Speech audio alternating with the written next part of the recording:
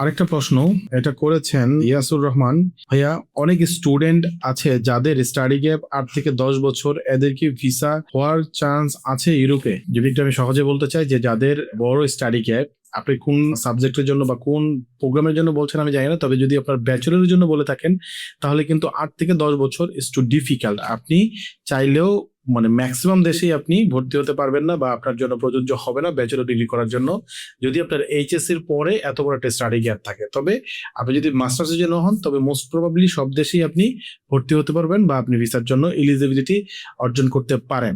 সুতরাং আপনি যেটাই হন না কেন, এই দুটা অপশন থাকলো। যদি আপনার ব্যাচেলর না করে আপনার যদি এইচএসসির পরে স্টাডি গ্যাপ থাকে তাহলে আপনি চাইলে ভোকেশনাল কোর্স করতে পারেন, বিশেষ করে সেটা লিথুনিয়াতে আপনি যদি করতে চান তাহলে 6 বছরের গ্যাপে আপনি ইজিলি পারবেন। আরেকটা প্রশ্ন হচ্ছে ডিজিটাল নোম্যাড ভিসা নিয়ে জানতে চাচ্ছি। ডিজিটাল নোম্যাড ভিসাটা হচ্ছে যারা ডিজিটালি আর্ন করে, যারা নোম্যাড মানে হচ্ছে তাদের আর এই দেশে থাকার দরকার নেই, তারা যে টাকা ইনকাম করে সেই টাকা দিয়ে তারা যেখানে ইচ্ছে সেখানে থাকতে পারে। তবে অন্তত পক্ষে তার $3,500 উপরে বা €3,500 উপরে তার ইনকাম থাকলে আপনি ডিজিটাল নোম্যাড ভিসার জন্য এলিজিবল। আরেকজন আকিবুল ইসলাম বলেছেন 8 থেকে 10 লাখ টাকার ভেতরে কোন ইউরোপের কোন যাওয়াটা পসিবল? 8 থেকে 10 লাখ টাকা ইজ টু লো ভাইয়া, কারণ হচ্ছে ইউরোপের সব দেশগুলোতেই এখন কমপক্ষে টিউশন ফি 6,500 উপরে। তো 6,500 উপরে যদি টিউশন ফি হয়, অ্যাটলিস্ট টিউশন ফি প্রদান করতে গেলেও আপনাকে 8 থেকে 10 লাখ টাকা আপনাকে খরচ করতে হবে। আনুষঙ্গিক সবকিছু মিলিয়ে ইউরোপে যদি সেনজেনভুক্ত কোনো একটা কান্ট্রিতে যেতে চান, লিথুনিয়া ছাড়া, আমি লিথুনিয়ার ব্যাপারে বলছি, লিথুনিয়া ছাড়া আপনি অন্য যে কোনো জায়গায় যেতে গেলে আপনাকে মোটামুটি ভালো টাকা খরচ করতে হবে। সেটা কত? অলমোস্ট আপনার 15 লাখ টাকার নিচে কোনো দেশেই আপনাকে প্রসেস করা উচিত হবে না। তবে অস্ট্রিয়া, ইতালি, জার্মানি এইসব দেশগুলোকে আপনি কাউন্টে রাখতে পারেন। 8 থেকে 10 লাখ টাকার মধ্যে আপনি যদি স্টুডেন্ট ভিসা প্রসেস করতে চান, তবে it will be more difficult. আপনার ভিসা পাওয়াটা এই দেশ থেকে বা বাংলাদেশ থেকে এটা ভেরি কমপ্লিকেটেড। যখন আপনি এই 3টা দেশে যাদের টাকা পয়সা লাগে না পড়তে আমি বলি, সেই দেশগুলোতে যদি আপনি অ্যাপ্লাই করতে চান। এছাড়াও আপনি লিথুনিয়াতে ট্রাই করতে পারেন, তাও আপনাকে 10 লাখ টাকা অ্যারাউন্ড আপনার খরচ হবে। এমনটা চিন্তা করে আপনি লিথুনিয়াতেও ভিসা প্রসেস করতে পারেন। আর রাহাত ভাই একটা প্রশ্ন করেছেন, আসসালামু আলাইকুম ভাইয়া, কথা লো সিজিপিএ নিয়ে কি ইউরোপে কোন কোন কান্ট্রিতে অ্যাপ্লাই করা যায়? লো সিজিপিএ মানে হচ্ছে কত, এটা আমাকে বললে বেটার হইতো। তবে এই মুহূর্তে যদি আমি আপনাকে বলি যে আপনি যদি 40%-এর নিচে থাকেন তাহলে কোনো দেশই আপনার জন্য এলিজিবিলিটি না থাকাটা সবচেয়ে বেশি সম্ভাবনার জায়গা। বাট আপনি 50%-এর উপরে হলে প্রায় সব দেশেই অ্যাপ্লিকেশন করতে পারবেন।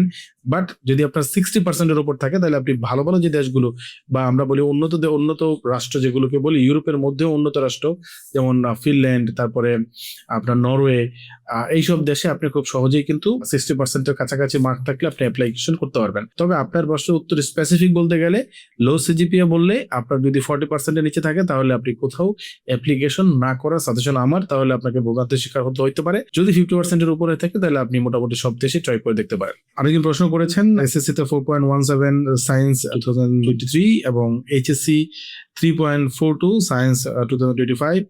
এই লো সিজিপিএ এর রেজাল্ট দিয়ে ইউরোপের কোন কোন আমি অলরেডি বলেছি যে আপনার কত মার্ক হলে কততে করতে পারবেন, আগের প্রশ্ন হতে, সো এটার সাথে মিলিয়ে নিলে সবচেয়ে বেটার হয়। মাহাদি হাসান সাহেব বলেছেন পোল্যান্ডের ভিসা রেশিও সম্পর্কে জানতে চান। পোল্যান্ডের ভিসা রেশিও আমরা অনেকদিন ধরেই পোল্যান্ড নিয়ে কাজ করার চেষ্টা করছি বা কাজ করছি।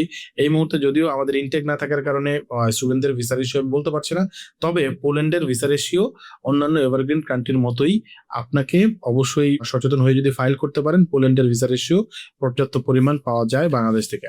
আমি যদি আরেকজনের প্রশ্নের উত্তর নেওয়ার চেষ্টা করি, লিথুনিয়াতে ভোকেশনাল ট্রেনিং প্রোগ্রামে ভিসা রেশিও কেমন এবং টাইম প্রসেসিং? লিথুনিয়াতে ভিসা প্রসেসিং এর টাইম যদি আমরা বলি, টাইমটা খুব সহজেই করা যায় ভোকেশনালের জন্য। তবে ভোকেশনালের জন্য আপনাকে যদি ব্যাচেলর আপনি কমপ্লিট করে থাকেন তাহলে আপনি কিন্তু 50% ডিসকাউন্টে আপনি ভোকেশনাল কোর্সটি করতে পারেন। তবে যদি আপনি এইচএসসি কমপ্লিট করার পরে যেতে চান তাহলে আপনাকে 4 থেকে 4,500 টিউশন ফি গুনতে হবে।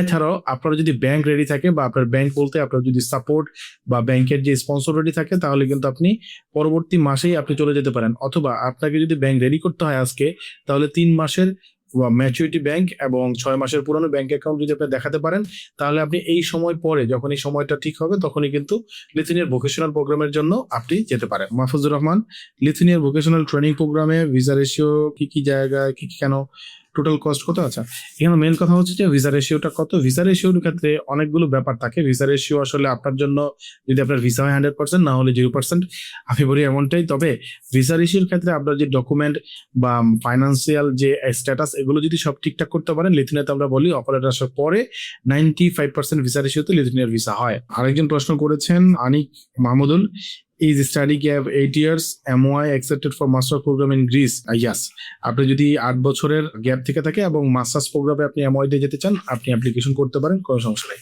মাহমুদুল সরকার, গ্রিসে 6,500 euro city unity college Athens.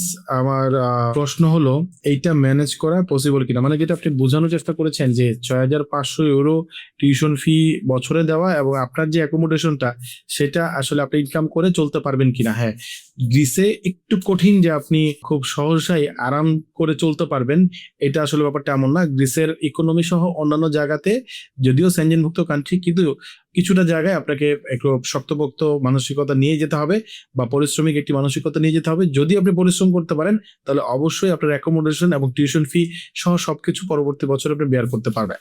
একজন লাস্ট কোশ্চেনের অ্যান্সারটা আমি দেওয়ার চেষ্টা করছি। ভাইয়ের প্রশ্ন ছিল এমন, এইচএসসি 2021 5 থেকে 6 বছর স্টাডি গ্যাপে ইউরোপের কোন কান্ট্রিতে অ্যাপ্লাই করা পসিবল এবং আইএলসে 6.5 আছে এবং কোর্সটা কত? যেহেতু ওনারা এইচএসসির পরে 5 থেকে 6 বছরের স্টাডি গ্যাপ সব জায়গায় মোটামুটি আপনার কানের কাছ দিয়ে বুলেট যাচ্ছে। সো আপনি চাইলে গ্রিসে অ্যাপ্লিকেশন করতে পারেন এবং আপনি চাইলে ট্রাই করে দেখতে পারেন। লিথুনিয়াতে যদিও 3 থেকে 4 বছরের বেশি হলে মোটামুটি ডিফিকাল্ট অ্যাডমিশন পাওয়া, তবে আপনি চেষ্টা করে দেখতেই পারেন। যেন আপনি ফিনল্যান্ডেও চেষ্টা করে দেখতে পারেন, কোনো সমস্যা নেই। তবে মোস্ট প্রবাবলি আপনার জন্য একটু টাফ, এইচএসসির পরে একটু স্টাডি গ্যাপটা বেশি হয়ে গিয়েছে। এবং অ্যারাউন্ড কস্ট কত হবে সেটা জিজ্ঞেস করেছেন, আমি আমার প্রিভিয়াস ভিডিওতে বলেছি যে আপনার যদি লিথুনিয়ার দিকে আপনি চিন্তা করেন তাহলে অবশ্যই আপনাকে 10 লাখ টাকা, 12 লাখ টাকা বা 14 লাখ টাকা অ্যারাউন্ড আপনার ভোকেশনাল ব্যাচেলর এবং মাস্টার্স কোর্সের জন্য গুনতে হবে। এছাড়াও আপনি যদি ফিনল্যান্ডের দিকে যান তো অবশ্যই আপনাকে 20 থেকে 22 লাখ টাকা অ্যারাউন্ড আপনাকে মাথায় প্ল্যানিং নিয়ে যেতে হবে। যদি আপনি মাস্টার্স প্রোগ্রামে হতেন নরওয়ের জন্য তাহলে অবশ্যই আপনাকে বলতাম যে 22 লাখ টাকা অবশ্যই আপনাকে ব্লক মানি, এছাড়াও আপনার আরো 10 থেকে 15 লাখ টাকা টিউশন ফি বা অন্যান্য খরচ বাবদ গুনতে পারলে ভিসা রেশিও সব জায়গায় এগুলোতে বেশি। সুতরাং এই প্রশ্নগুলো দেখে আমি যতটুকু বুঝলাম যে আপনারা যারা প্রশ্ন করছেন বা আমার ভিডিও দেখে প্রশ্ন করেন, অনেক ক্ষেত্রে আপনাদের প্রশ্ন most common tuition fee, visa ratio এবং কোন দেশ। তো সেই দেশগুলোকে আমি মনে হয় আমি প্রশ্ন উত্তরে বোঝানোর চেষ্টা করেছি। আপনাদের দেখতে হয় যে আসলে ইংলিশ প্রফিসিয়েন্সি সহ অন্যান্য আপনার রেজাল্ট, আপনার ফাইন্যান্স বা বাজেট কোন দেশের দিকে আপনাকে ইন্ডিকেট করে। সেটার জন্য আপনাকে আগে আসতে হবে আমার কাছে, জানতে হবে যে কিভাবে আপনি এটাকে ডিসাইড করবেন বা এটাকে ডিসাইড করা উচিত হবে। যদি আপনি মোটামুটি সবকিছুকে আমার মতো করে চিন্তা করতে পারেন বা আমাদের মতো করে চিন্তা করেন তাহলে অবশ্যই আপনি নিজের রেজাল্ট পেয়ে যাবেন এই সকল প্রশ্নের। সুতরাং যদি আরো কোনো প্রশ্ন থেকে থাকে বা বিস্তারিত জানার থাকে চলে আসতে পারেন ফার্স্ট গ্লোবাল ভিসা কনসালটেন্সির অফিসে, কথা বলতে পারেন আমাদের এক্সপার্ট কাউন্সিলরদের সাথে। এছাড়াও আমি তো থাকলামই, আপনাদের পরবর্তী ভিডিও চেষ্টা করব আরো আপনারা যারা প্রশ্ন করবেন এই ভিডিওর নিচে আমি সেগুলোকে তুলে ধরতে আপনাদের সামনে। ধন্যবাদ সবাইকে।